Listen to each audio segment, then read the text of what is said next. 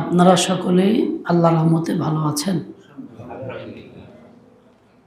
যাদের ওজর নাই, সমস্যা নাই, তারা জোড়াসন হয়ে বসবেন না।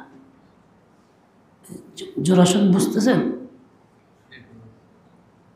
তিন অবস্থার এক অবস্থা, হয় দুই হাঁটু উঠায়া, না হয় এক হাঁটু উঠায়া, না হয় নামাজের মধ্যে দুই হাঁটু বিছায়া। মসজিদে বিনা কারণে দুই হাঁটু দিয়ে এরকম জোড়াসন হয়ে বসা নিষেধ, গুনাহ। যা শুধু জুমার দিন আজকের জন্য না, সব সময়ের জন্য।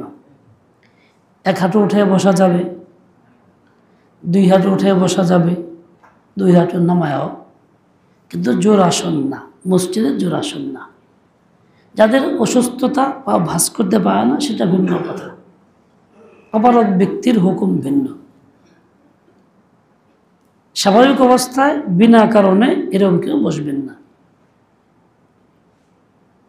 বিসমিল্লাহির রহমানির রহিম। আলহামদুলিল্লাহি রাব্বিল আলামিন। আলহামদুলিল্লাহি ওয়া কাফা ওয়া সালামুন আলা ইবাদিহিল্লাযীনা ইসতাফা।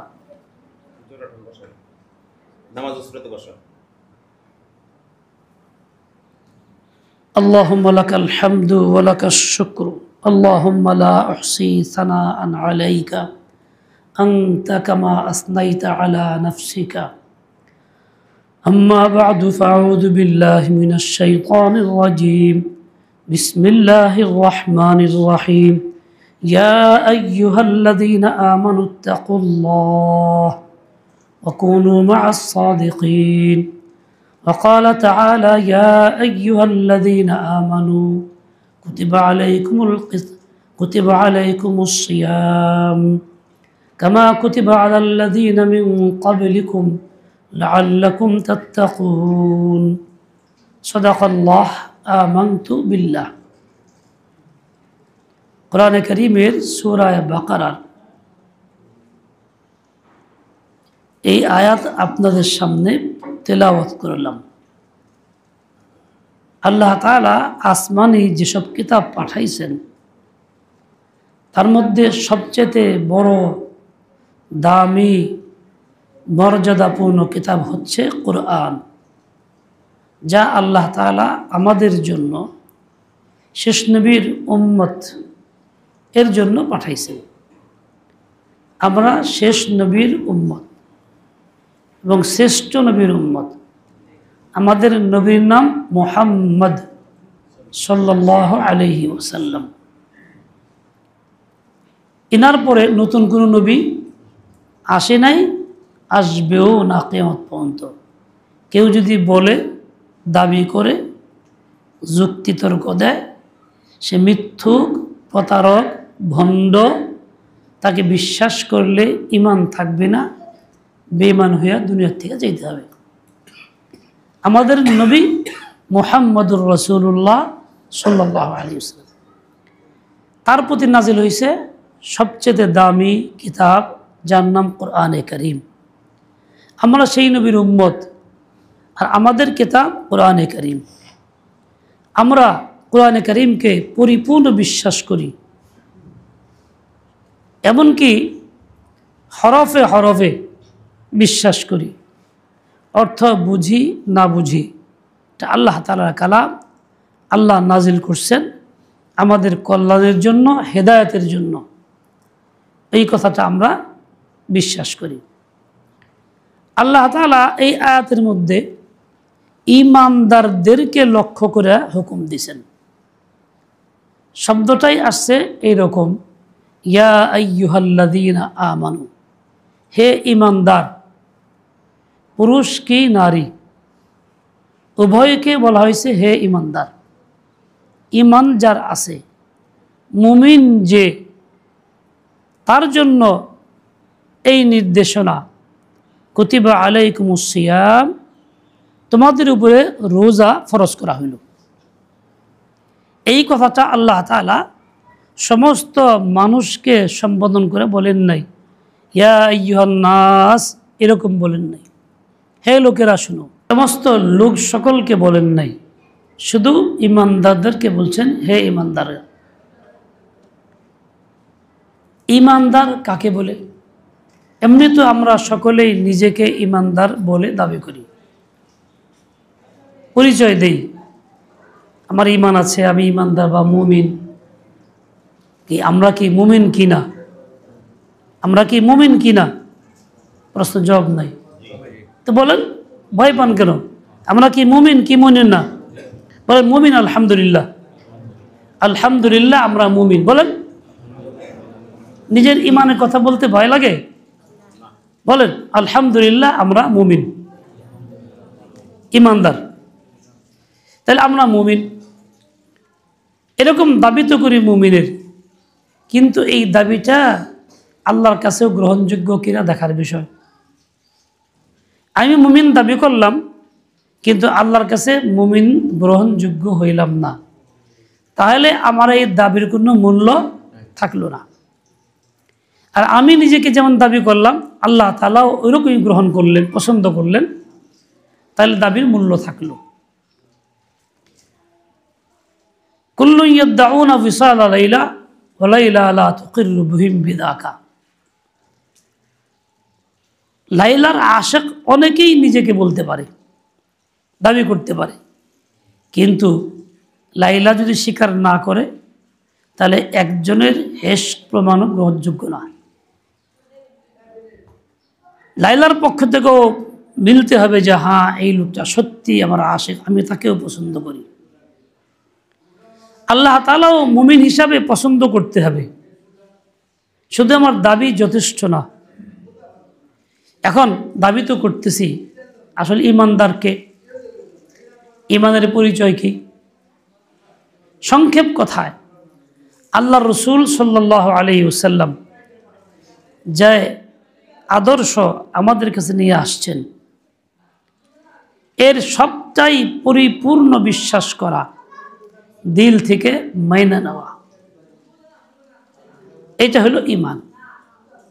দিল থেকে বিশ্বাস করা, মাইনা নেওয়ার নাম হলো ইমান। আল্লাহ তাআলা রসুল কি আনছেন? যেমন কোরআন আনছেন। আল্লাহ তাআলা রসুল কি আনছেন? আমাদের জন্য নামাজ আনছেন, এই রোজা আনছেন, হজ আনছেন, যাকাত আনছেন। আল্লাহ তাআলা রসুল তাকওয়ার কথা, তাকওয়া নিয়ে আসছেন, পর্দা নিয়ে আসছেন, হারাম থেকে বাঁচার হুকুম আনছেন, হালাল গ্রহণের হুকুম আনছেন, সুদ থেকে বাঁচার হুকুম আনছেন, ঘুষ থেকে বাঁচার হুকুম আনছেন, মিথ্যা থেকে বাঁচার হুকুম আনছেন। যাবতীয় যা কি ছোট বড় ফরজ, ওয়াজিব, সুন্নত, মুস্তাহাব, এই যাবতীয় সব কিছু আল্লাহ তাআলা রসুল নিয়ে আসছেন।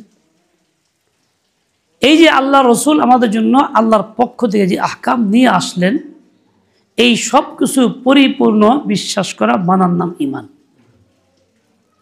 কেউ যদি কোনোটা বিশ্বাস করি মানি, কোনোটা বিশ্বাস করি না মানি না, এরকম যদি হয় তাহলে তার নাম ইমান না, তাকে ইমানদার বলা হবে না। মুমিন হওয়ার শর্ত হইল ছোট বড় সব কিছু সমানভাবে বিশ্বাস করা, মেনে নেওয়া, এর নাম ইমান। আমরা সংক্ষেপে সহজ কথায় ইমানে মুফাসসল শব্দটা শিখছি বক্তব্য ছোটবেলায়। আমানতু বিল্লাহি ওয়া মালাইকাতিহি ওয়া কুতুবিহি ওয়া রাসূলিহি ওয়াল ইয়াউমিল আখির ওয়াল কদরি খাইরিহি ওয়া শাররিহি মিন আল্লাহি তাআলা ওয়াল বাহথি বাদাল মাউত। এখানে মোটা মৌলিক 7টা বিষয় উল্লেখ করা হয়েছে। এই 7টা মৌলিক বিষয়ে বিশ্বাস করলে ঈমান ধরা হয়। যেমন আল্লাহকে বিশ্বাস করা, রাসূলকে বিশ্বাস করা, আসমানি কিতাব বিশ্বাস করা, পরকাল বিশ্বাস করা, আল্লাহ ফেরেশতা বিশ্বাস করা, এবং ভাগ্যে ভালো মন্দর ফয়সালা আল্লাহর পক্ষ থেকে হয় এটা বিশ্বাস করা। এই যে মৌলিক বিষয়গুলি বিশ্বাস করা এখানে উল্লেখ করা হয়েছে। যেমন এইগুলির কোনো একটার মধ্যে সন্দেহ থাকলে বাকি 5টা মানলেও 6টা মানলে ইমান থাকে না। ঠিক তেমনি এইগুলির শাখা প্রশাখা যেগুলি আছে এর মধ্যেও কোনো সন্দেহ পোষণ করলেও ইমান থাকে না। কাজে ইমানের দাবি তো করতেছি, আগে নিজেকে খতায় দেখি যে আসলে আমার ইমানের দাবি ঠিক আছে কিনা, সব কিছুকে পরিপূর্ণ বিশ্বাস করি মানে কিনা। যদি মানে তো ইমান আছে, মুমিন আলহামদুলিল্লাহ। না মানলে ইমান নাই, মুমিন বলা যাবে না। এবং ওই অবস্থা দুনিয়ার থেকে চলে গেলে মুমিনের কাতারেও যাওয়া যাবে না, নাজাতও মিলবে না। নাজাতের জন্য শর্ত হলো ইমান। এক নম্বরে ইমান যদি সহি থাকে তাহলে নাজাত মিলবে, কবরেও আযাব হবে না, জাহান্নামেও যাইতে হবে না, জান্নাত মিলবে।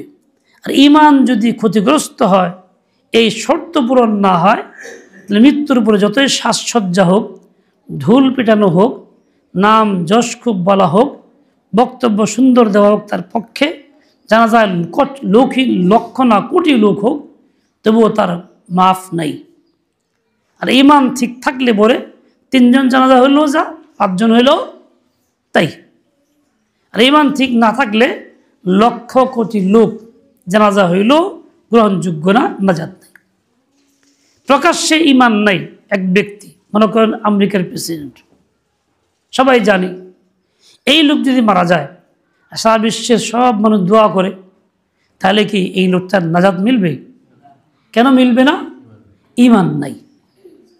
আর আদনা মুসলমান, নামাজ কালাম পড়ে, টাকা পয়সাও নাই, খুব উচ্চ শিক্ষায় শিক্ষিত না, সমাজে কোনো প্রভাব নাই, কিন্তু ইমান নিয়ে আসে, ইমান নিয়ে চলে গেছে। এই লোকের জন্য সব মানুষ দোয়া না করলেও কিছু লোকের জানাজা পড়লেও কি হবে? নাজাত হয়ে যাবে। কেন? তার ইমান আছে। আসল হলো ইমান। এই ইমানটা হলো মূল নাজাতের জন্য। দুনিয়াতেও সব শান্তির জন্য মূল ইমান, আখিরাতেও নাজাতের জন্য মূল ইমান। দুনিয়াতেও নিরাপত্তা বহাল করে ইমানে, শান্তি বহাল করে ইমানে। ছোটোখাটো জিনিস দেখেন, 2 বন্ধু একসঙ্গে যাইতেছে, মানুষজন নাই এমন জায়গা, চক পাথরে কোথাও দূরে গেছে। এক বন্ধুর সাথে টাকা আছে, আরেক বন্ধু খালি। শয়তান ধোকা দেওয়ার লোকে টাকা দিয়ে আছে, যদি আমি নিয়ে পারতাম তাহলে ও তো চাইলে দিব না, বাইর দূর করা লাগবো, হয়তোবা বাইরে ফলানো লাগতে পারে। শয়তান কুকল্পনা দিতেছে, এখন তাহলে আমার নিতেই হবে। আচ্ছা বলেন, ওই মুহূর্তে দুনিয়ার কেউ আশেপাশে লোকজন নাই, সাহায্যকারী নাই, ডাকলেও কেউ শুনবে না। ওই মুহূর্তে ওই টাকাওয়ালা ব্যক্তি নিরাপত্তা কিসের উপরে?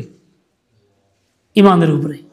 তার মানে ওই বন্ধু যদি ইমান থাকে, চিন্তা করবো আজকে আমি মারমু, জুলুম করবো, টাকা নিয়ে যামগা, দুনিয়ার সাক্ষী না থাকলেও তো একজন আছেন, তিনি কে? আল্লাহ দেখতেছেন, জবাবটা দিমুখী। যখন তার ভিতরে এই ইমান থাকবো, তখন কি তাকে আক্রমণ করতে পারবো? মারতে পারবো? জুলুম করতে পারবো? টাকা নিতে পারবো? পারবো না। আর যদি এই ইমান না থাকে তাহলে পারবো। তাহলে ওই দুস্থের নিরাপত্তাও নির্ভর করে কিসের উপরে? ইমানের উপরে। ঠিক শান্তিও নির্ভর করে ইমানের উপরে। আজকে যত চুরি চামারি, চিন্তাই, রাহাবানি ইত্যাদি যতই দুর্ঘটনা, এইগুলি কেন? ইমান না থাকার কারণে। ইমান যদি থাকতো তাহলে যারা এইগুলি কথা চিন্তা করতো, আমি যে আজকে এই কাজটা করতেছি, আমার জব দিতে আছে, আল্লাহর কাছে কি জব দেব? আমাকে মৃত্যুবরণ করতেই হবে, শাস্তি ভোগ করতেই হবে। কাজে আল্লাহ পাকের আজমত দিলের ভিতরে থাকলে তাহলে নিশ্চয়ই সে এই কাজ করতে পারবে না, এটাই স্বাভাবিক। তাহলে দুনিয়ার শান্তি এবং নিরাপত্তা এটাও নির্ভর করে ইমানের উপরে।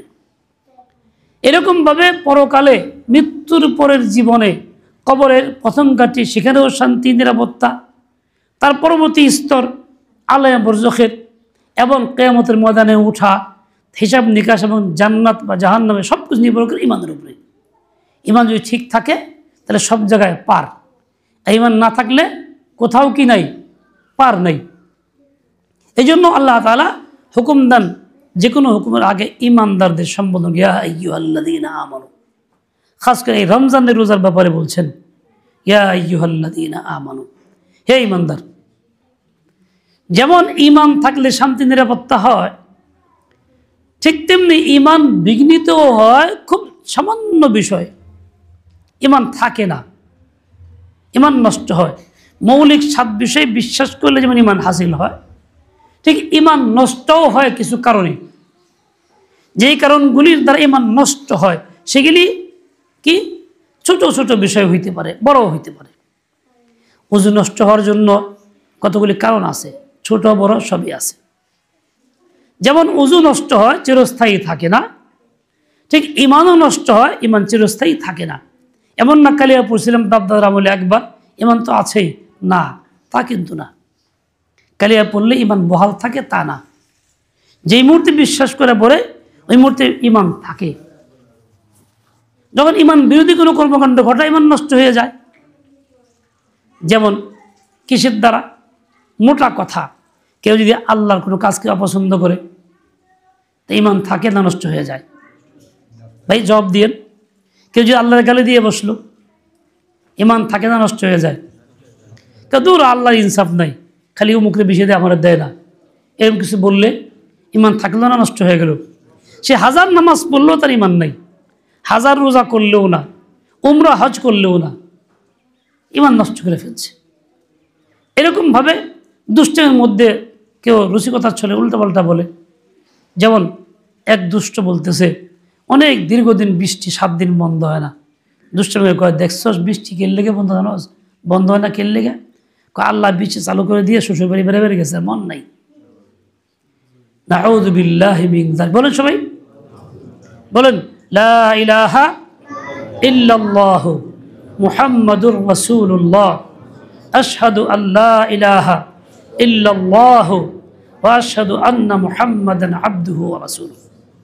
আমরা খালি মনে করি ইমান আছে, নামাজ পড়ি, রোজা করি, এই আছে এই আছে, কিন্তু ইমান ভঙ্গ হয় যে কাজগুলি তার দ্বারা, এগুলি আমরা জানি না, চর্চা করি না, যার জন্য ভঙ্গ হয় টের পাই না। যে কিতাব আছে বেহেশতি জেওয়ার নাম, ওই কিতাবের মধ্যে এগুলি মোটামুটি একটা আলোচনা আছে, ইমানের কথা, কুফরের কথা, শিরকের কথা, ইমান ভঙ্গের কথা।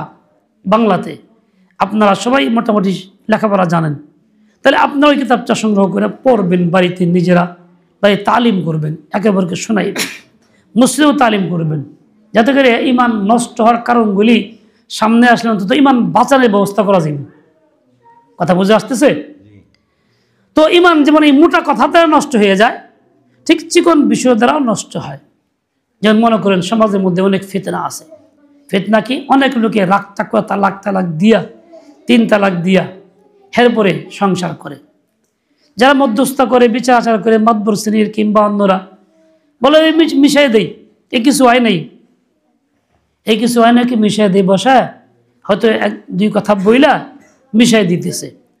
3 তালাকের পরে মিশাই দেওয়ার অধিকার কোনো মাখলুকের নাই, কোনো মানুষের নাই, কারো নাই। কারণ 3 তালাক দিয়ে দিলে কি হয়ে গেল? হারাম হয়ে গেল। হারামকে হালাল করার যোগ্যতা কারো নেই। যেটা আল্লাহর দেওয়া হারাম, ওটা কি চিরস্থায়ী হারাম। আল্লাহর দেওয়া হালাল চিরস্থায়ী হালাল। আমি মিশিয়ে দিলাম। আর ওই লোকটা স্বামী স্ত্রী, পুরুষ নারী, এরাও স্বামী স্ত্রীর মতো হালাল মনে করে থাকতে থাকলো। এই যে এরা হারামকে হালাল মনে করলো, এদের ইমান নষ্ট হয়ে গেল। যদিও নামাজ পড়ে, যদিও কমিটির কেউ হয়, যদিও হজ করে, যদিও উমরা করে, কপালে ঘাও করে, তবুও কি নাই? ইমান নেই। এবং যারা এই কাজ সহযোগিতায় মিলাই দিল, না কিছু আয় নাই, ওইসে হারাম, সে কি কইল? কিছু আয় নাই, এই কথা মিলাই দিল, এই লোকগুলোর ইমান নষ্ট হয়ে গেল। যদিও প্রথম কাতারে মুসল্লি হয়, যদিও তাবলীগ করে, যদিও পীরের দরবারে যায়, যদিও হজ উমরা করে, কপাল ঘাও করে, কিন্তু কি নাই? বুঝলেন কি নাই? ইমান নষ্ট এর দ্বারা হইল। সে বলবো আমি তো আল্লাহর গালি দিইনি, রসুলের গালি দেই নেই, কিন্তু গালি সে বড় কাম করছে, আল্লাহর দেওয়া হারামকে সে হালাল করছে। তো নিজেই জন্য আল্লাহ সাজলো। হারাম করার মালিক আল্লাহ, সে হালাল করার মালিক আল্লাহ, সে হালাল করে দিল, নিজেকে আল্লাহর আসনে বসাই দিল। এরকম হলো না বিষয়টা? কথা বুঝতেছেন কিনা? বলে বুঝে থাকে বলেন, মুজাকারা করি, পরস্পরের চর্চা করি, এরকম হইল কিনা? তাহলে ইমান থাকে? ইমান থাকে না। কিন্তু আমরা মনে করি ইমান আছে তো। এই জন্য আমরা নিজেদের এই ইমানের উপরে গর্বিত। বাস্তব হলো এই ইমান থাকে না। দেখেন, সব জিনিসের নকল এবং আসল আছে দুনিয়াতে, আছে না? স্বর্ণ দামি জিনিস, বর্তমানে অনেক দাম, 1.5 লাখ টাকার মতো ভরি। ঠিক স্বর্ণের মতো একটা জিনিস পাওয়া যায়, মহিলারা পরে, তার নাম কি? চকচকা, মিউটেশন কয় না কি জানি কয়, ইমিটেশন বলে। ওইটা কি দেখতে স্বর্ণের মতো না? অনভিজ্ঞ লোক দেখলে কি মনে করবে? স্বর্ণই মনে করবে। একটা আসলে স্বর্ণ আর একটা স্বর্ণ নকল, ঠিক আছে কিনা? ওই কি ইমিটেশনটাকে কেউ কি স্বর্ণের দামে কিনবে? কেউ কিনবে? অসম্ভব, কেউ কিনবে না। যদিও দেখতে একরকম, সাদৃশ্য আছে। এরকম ভাবে দেখেন পটল, কেলাকুচ, আমাদের দেশে কেলাকুচি তো কয়, এই অঞ্চলে তো কেলাকুচি করার কথা। পাশাপাশি বাড়ি যখন, কেলাকুচ চেনেন না? জঙ্গল লতার মধ্যে হয়, কাঁচাটা দেখতে পটলের মতো কিনা? অনেকটাই পটলের মতো না? তাই বলে কি বাজারে নিলে পটলের দামে কেউ কিনবে? বিক্রি হবে? কেন? যদিও দেখতে এরকম, এটাও পটল ওটাও পটল, তা কিন্তু না। দেখতে একরকম হইলেও ওটা পটল না। ইমিটেশন দেখতেও স্বর্ণের মতো হইলেও কি না? স্বর্ণ না। বাঁশের কুড়োল বের হয় চিকন করে, কুশলের মতো হয়ে ওঠে, দেখছেন? এইটা দেখতে সেম কুশলের মতো, বাস্তবে কুশল? কুশলের স্বাদ, মিজি, মজা, মিষ্টি ওর মধ্যে পাওয়া যায়? কোনোদিন পাওয়া যায় না। বাজারে যদি কেউ কুশলের সাথে ওইটা নিয়ে যায়, কুশলের দামে কেউ কিনবেন? কেউ? এটা যে একেবারেই কুশলের মতো, এটা আমি নিজেও তো বুঝতাম না। আমার বাড়িতে একটা লাঠি আছে, আমার শাশুড়ি আসছেন, বুড়া মানুষ, ওই লাঠি ছাড়া চলতে কষ্ট হয়, দিছি লাঠিটা। আমার 2 দিন পরে কয়, বাজান এটা কি কুশল নাকি? এটা কি কুশল নাকি? মানে উনিও ধোঁকা খেয়ে গেছে, দেখতে কিসের মতো? কুশলের মতো। আসলে কি না? বাস, আসলে কুশল না। তাহলে এখানে দেখতে সেম একরকম হইলেও কি আসল নকল আছে? ওটা কিন্তু কুশলের মতো হলেও কুশল না। এরকম যেমন দুনিয়ার অন্য সব জিনিসের মধ্যে সাদৃশ্য আছে, দেখতে একরকম হইলেও আসল জিনিস না, নকল। ঠিক ইমানের মধ্যে 2টা অবস্থা, দেখতে ইমান কিন্তু আসল ইমান না, নকল ইমান। আসল ইমান হলো সাহাবীদের ইমান, আসল ইমান হইল এই 7 বিষয়ের ইমান। আসল ইমান হইল যে ইমানের মধ্যে এরকম কোনো কিছু নাই যার দ্বারা আল্লাহর জাতের উপর আঘাত আসে, সিফাতে আঘাত আসে, অস্বীকার করা হয়, হালাল হারাম করা ইত্যাদি, এইসব কিছু নাই। এই সব থেকে মুক্ত ইমান হলো আসল ইমান। আর এগুলি আছে, আবার ইমানের দাবিও আছে, ওইটা হলো নকল ইমান। নকল ইমানের নাজাত নাই, আসল ইমানের নাজাত আছে। কবর আযাব মুক্তিকার নকল ইমানের না আসল ইমানের? আসল ইমানের। আমাকে আসল ইমান নিয়ে থাকতে হবে, নকল ইমান নিয়ে না। নকল ইমানে কবরেও আযাব হবে না, মাফ হবে না, আর জাহান্নাম থেকেও মুক্তি মিলবে না। ইয়া আইয়ুহাল্লাযীনা আমানু, যেমন এখানে বলা হয়েছে 5 পারা আয়াতের মধ্যে বলা হয়েছে, ইয়া আইয়ুহাল্লাযীনা আমানু আমিনু বিল্লাহি ওয়া রাসূলিহি, হে ঈমানদাররা তোমরা আল্লাহর প্রতি, রসুলের প্রতি ঈমান আনো। আগে বলছে হে ঈমানদার, পরকে ঈমান আনো। তো আগে তো ঈমান আছে, এবার আনবো কি? দ্বিতীয়বার এই কথাটা কেন বলা হইলো? বলে ওই যে এই কারণে বলা হইলো, প্রথম ঈমান যেটা আছে যা আসল ঈমান না, নকল ঈমান। দ্বিতীয়বার আনো কোনটা? আসল ঈমান। আমরা যে অবস্থায় আছি মিলাজিলা সব কিছু নিয়া, তা আমাদের ঈমান আসল ঈমান, খাঁটি ঈমান না হইলে আমাকেই বলা হচ্ছে আমিনু বিল্লাহি ওয়া রাসূলিহি, প্রকৃত ঈমান আনো। প্রকৃত ঈমান কোনটা? সাহাবীদের মতো ঈমান। এইটা আয়াতের মধ্যে বলা হয়েছে, ওয়াইদা কিলা লাহু আমিনু কামা আমানান নাস, ওই সাহাবা একরাম যেমন ঈমান আনছে তেমন ঈমান আনো। সাহাবাদের ঈমান কেমন ছিল? ইসলামের যতগুলি আহকাম আছে এই সবগুলি ফরজ ফরজের জায়গায়, সুন্নত সুন্নতের জায়গায়, নফল নফলের জায়গায়, মুস্তাহাব মুস্তাহাবের জায়গায়, প্রত্যেকটাকে বিশ্বাস এবং মান্য করা, কোনোটাকে অপছন্দ না করা, ঘৃণা না করা, তুচ্ছ না করা, খাটো নজরে না দেখা, কিংবা ইসলাম ছাড়া অন্য ইসলামের কোনো কাজকে ভালো মনে না করা। আমাদের মধ্যে একটা কথা আছে, আমাদের লোকজন ভালো না, মুসলমান হলে কী হয়েছে? ডেনমার্কের লোক মুসলমান না, তারা আমার কাছে ভালো আছে, এই ধরনের কথা কেউ কেউ সমাজে বলে না। আমেরিকার লোক ভালো, এরা ধোঁকা দেয় না, কথা রক্ষা করে। খ্রিস্টানরা ভালো বলে না? বলে এই যে বললো লোকটা, এই ইসাকে অন ইসলামকে সে পছন্দ করলো, ইসলামের চাইতে অন ইসলামকে প্রাধান্য দিল, এই লোকটার ঈমান নাই। সে মুমিনের কাতারে না, যদিও সে সমাজে থাকে, মুসলিমের সমাজে থাকে, সে অন ইসলামকে প্রাধান্য দিল, পছন্দ করলো। নবীর তরিকার চাইতে অন্য কোনো তরিকাকে পছন্দ করা, অগ্রাধিকার দেওয়া, এটা ঈমান ধ্বংসের কারণ। এর দ্বারা ঈমান নষ্ট হয়ে যায়। যদিও রোজা রাখে, যদিও আমল করে, যদিও হজ করে, যদিও যাকাত দেয়, যদিও দান করে, যদিও কালিমার দাওয়াত দেয়, এরপরে ঈমান থাকে না।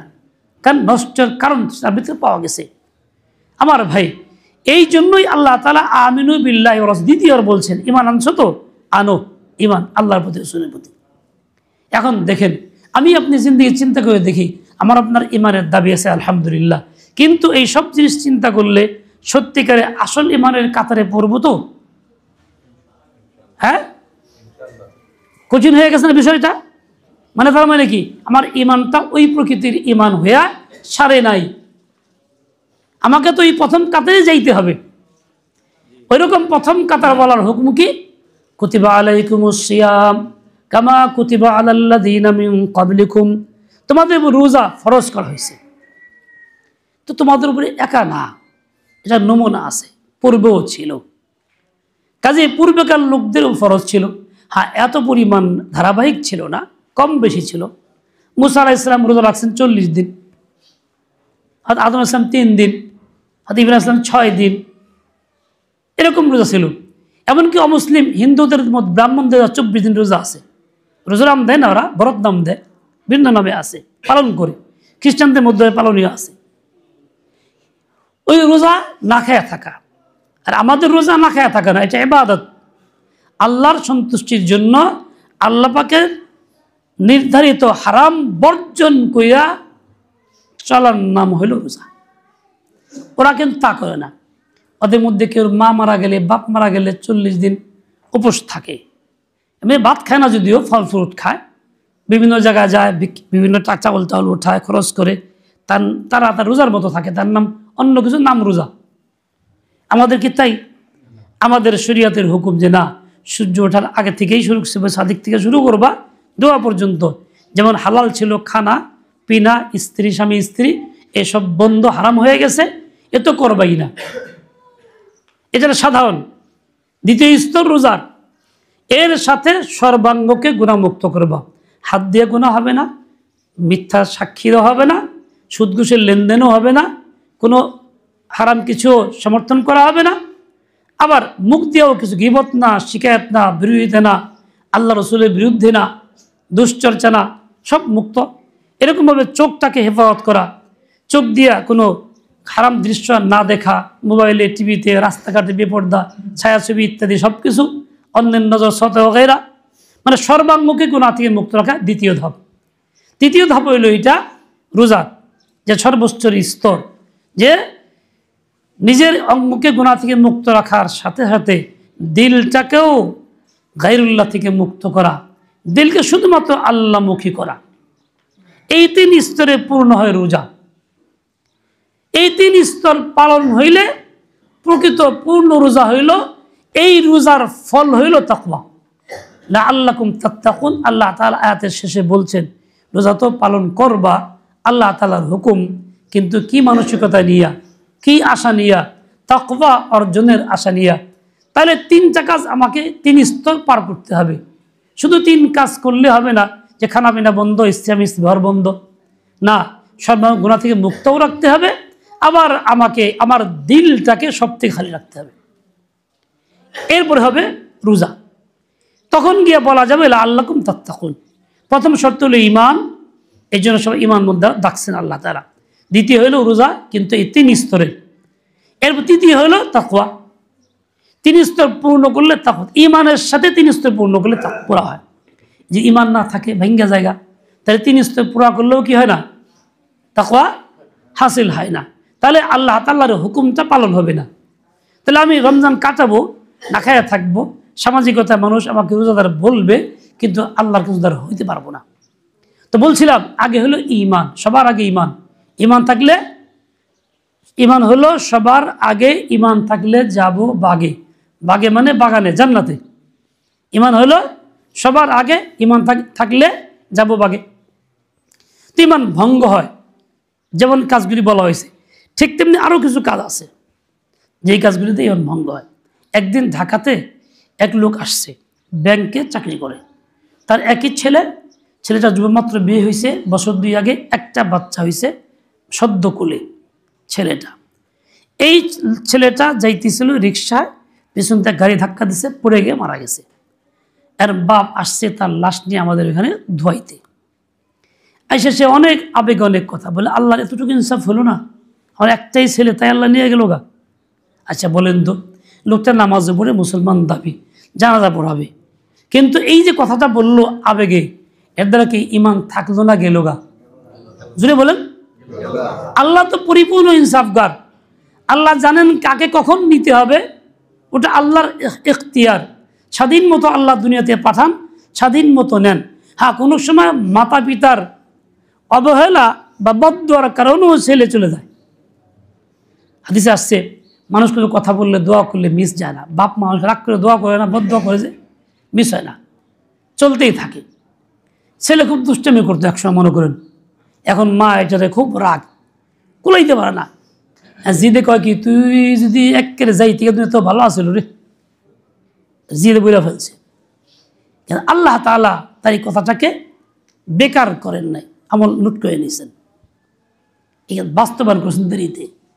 এই ছেলেটা যখন ভালো হয়েছে, বড় হয়েছে, ভালো হয়েছে, আদব আখলাক ভালো, সমাজের মধ্যে প্রতিষ্ঠিত হয়েছে, কাজকর্ম করে চাকরি বিক্রি করে বিয়ে সেদির সময় হয়ে গেছে গা, বিয়ে ঠিক হয়েছে, হঠাৎ ছেলে মারা গেল বিয়ে হওয়ার আগে। বাপ মা কান্দে, চিল্লাচিল্লি, উড়াউড়ি, হায়রে দুঃখ। এখন এই ছেলেটা মারা গেল, এখন আপনাকে বলবে হাইরে কি হইলো, মুখ তুমুক আল্লাহরে দিবে গালি, ইমান নষ্ট। ফেরেশতা বলবে কি, ওই বেওকুফ, দোষ কে, দোষ আল্লাহর কে, তুমি না বদ্ধ করছিলা, চলে গেলে ভালো হইতো। তোমারও দোয়া আল্লাহ সংরক্ষণ করছেন, এই সময় আল্লাহ বাস্তবায়ন করলেন, তুমি নিজের দোষ, আল্লাহর দোষকে। বান্দাবান্দির কোনো কথা, দোয়া কি বদদোয়া মিস হয় না, এই মুহূর্তে না হলেও কি থাইকা যায়। আল্লাহ এটাকে হেফাজত করেন, জায়গা মতো আল্লাহ দিয়ে দেন। আল্লাহ তো হাকিম, জানেন কোন সময় দিল্লা কি হইতে পারে তার কোনো আচরণ, কিন্তু সে আল্লাহর গালি দিতেছে, ইনসাফ নাই বলতেছে। এইগুলি তো মোটামুটি বুঝি, এগুলি আমাদের সামনে থাকে, কিছু কথা বুঝি না। কিছু বুঝি না কীরকম, যেমন দেখেন, ইসলাম তো ইসলাম, ইসলামের সাথে কুফুরের কোনো সম্পর্ক নাই। ইসলাম কুফুর একত্র হইতে পারেও না। ইসলামের দাবি কইরা কুফুর ভালোবাসি, তাও সম্ভব না। আমি একটা ঘটনা বলি ছোট্ট। এনজিও চাকরি করতে এক লোক মুসলমান, একসঙ্গে কিছুদিন ছিলাম। এই লোক বলে, আমি চাকরি করতাম এনজিওতে, খুব সুদর্শন, দেখতে খুব সুন্দর পুরুষ। আমার অফিসার হিন্দু, আমার সাথে এক মহিলা কাজ করতো হিন্দু। সেই মহিলা আমার স্যারের কাছে আমার বিয়ের প্রস্তাব দিছে। মানে স্যারে আমাকে বলল, স্যার জানেই না আমি মুসলমান, আর ওই মহিলাও বুঝে না আমি মুসলমান। তাহলে বললেন, তাহলে ওই হিন্দু লোকের আচরণ আর মুসলমান আচরণ এক না? বোঝাইতে পারতেছি না মনে হয়, নাহলে কেমনি বুঝলো না মুসলমান? মুসলমান যদি মুসলমান তো চলতো, নামাজ কালাম পড়তো, তাইলে তো নিশ্চয়ই বুঝতো, হিন্দু স্যারেও বুঝতো, তারা ওই সহকারী কাজেও মহিলাও বুঝতো। সে দাবি করতেছে আমার স্যারেও বোঝাই মুসলমান, এও বোঝাই মুসলমান। মনে করছে আমি হিন্দু, প্রস্তাব দিছি বিয়ের, বললাম স্যার আমি তো মুসলমান। তখন বুঝলো মুসলমান। তাহলে বোঝা গেল এই লোকটা জীবনে চলাফেরা যাই করছে, মুসলমানের কোনো লক্ষণ তার মধ্যে ছিল না। না নামাজ, না রোজা, না অন্য ইবাদত, না কালিমা, না লা ইলাহা ইল্লাল্লাহ, না আশহাদু আল্লা ইলাহা ইল্লাল্লাহ, কিছুই ছিল না। এখন অমুসলিমও তাকে তার মতো অমুসলিম মনে করে দুনিয়াতেই, এমন লোককে আল্লাহ কি মনে করব? বুঝেন নাই কথা? যেই লোকটাকে অমুসলিমরাই মুসলিম মনে করে না, তাহলে সেই লোকটা আল্লাহ কি মনে করবো? কাতারে ধরবো। এরকম সমাজের মধ্যে আমরা বসবাস করি, আছে না? তাহলে ইমানের দাবি করি কেমনে? কেমনে দাবি করি? বড় কঠিন অবস্থা না? এবার শেষ কথা বলি, এই কথা বলে শেষ, আপনাদের সময় হয়ে গেছে। আচ্ছা দেখেন, ধর্মনিরপেক্ষতা ইসলাম না কুফর? এই কথা বলে না। ইসলাম কি ধর্মনিরপেক্ষতা? ইসলাম যদি কেউ মানে সে এক পক্ষে থাকবে, কিসের পক্ষে? ইসলামের পক্ষে। তার দিলে, দেমাগে, হাতে, পায়ে সব কি থাকবো? ইসলাম থাকবো। ধর্মনিরপেক্ষতার ব্যাখ্যা যারা যেরকম দেয়, যারা দেয় তারা বলে কি আমি কোনো ধর্মের পক্ষে না। তো আমি ধর্মের পক্ষে না কি হইলাম? মুসলমান থাকলাম? মুসলমান হিসেবে আমার কাজ কি? আমি ধর্মের পক্ষে, মুসলমান, ইসলামের পক্ষে। আমি আন্দোলন ইসলাম থাকবেই তো না আমার দ্বারা, মুমিন তো হইতেই পারবো না। ঠিক তেমনি সকল ক্ষমতার উৎস জনগণ। ইসলাম না কুফুর? কুফুরি। ইসলাম কি? সকল ক্ষমতার উৎস আল্লাহ, জনগণ না। কে? আল্লাহ। সর্বভৌমত্ব কার? আল্লাহর। এই মালিক কে? লিমানিল আরদ, এই পৃথিবীর জমিনের মালিকানা কার? কোরআনে আছে আল্লাহ তাআলা। তাহলে এই কথাটা ইসলাম পরিপন্থী হইল। আমরা যে বিশ্বাস করি, মনে করেন নামাজ পড়ি, রোজা করি, ওয়াজ করি, ধর্মের পক্ষে থাকি, কথা বলি, সমর্থন করি, ভোট দেই, গীত গাই, সকল ক্ষমতার পিছিয়ে থাকি, কথা বলি, উপরত মুসলমান নামে ইসলাম, ইমান, রোজা সবই করি, কিন্তু ওই কুফুরটাকে সমর্থন করি, পছন্দ করি। ইমান থাকবো? কথা বল, থাকবো? এর দ্বারা ইমান নষ্ট হয়ে যাইব। একজন মুসলিম হিসাবে আমি ওটাও করতে পারি না। ওটাও করতে আমাকে স্পষ্ট যে আল্লাহর দেওয়া হুকুম আমাকে মানতে হবে। আমার রাষ্ট্রীয় ক্ষমতা কেমনে চলবে তা আল্লাহ দিয়ে দিয়েছেন নবীকে দিয়া। মদিনায় নবী রাষ্ট্র চালাইছেন, খলিফায় 4 যুগ পর চালাইছেন, খোলাফায়ের বা তাকে খেলাফত ব্যবস্থা বলে। ওইটা হলো ইসলামের তরিকা। আমাকে ওইটা বিশ্বাস করতে, মানতেও হবে। ওইটা বাস্তবে করার জন্য আমাকে মেহনত করে যাইতে হবে। যে রোজা পালন করি, একে অপরকে বলি, দাওয়াত দিই, নামাজ পড়ি, একে দাওয়াত দিতেছি, এটা ইমানের অংশ। ইসলাম বিশ্বাস করি, মানি কারণে। ঠিক ওইটুকু বিশ্বাস করে মানি না, আমাকে ওই কাজ করতেও হবে, একে অপরকে দাওয়াতও। কেউ যদি এই কথা বললে মন খারাপ লাগে, ফুসফুস করে ভাল না লাগে, তাই বোঝা গেল তার ইমান নাই। কারণ সে ইসলামকে মানতে পারতেছে না, ইমানকে মানতে পারতেছে না। তখন গিয়ে এই আমি কাতারে থাকবো না। এই জন্য আমাকে সমস্ত কুফুর থেকে, কুফুরের সমর্থন থেকে বাঁচতে হবে, এর প্রতি ঘৃণা করতে হবে। ইসলাম তখনই হবে কুফুরের প্রতি ঘৃণা আসবে। ঘৃণা আসলে ওই ইসলাম না। ওই রকম অবস্থা দুনিয়াতে গেলে ইমান হারা হয়ে যেতে হবে, নাজাত মিলবে না। আল্লাহ পাক আপনাকে সবাইকে তৌফিক দিয়ে দেন। এই জন্য খেলাফত রাষ্ট্র ব্যবস্থার পক্ষে আমাকে কাজ করে যাইতেই হবে।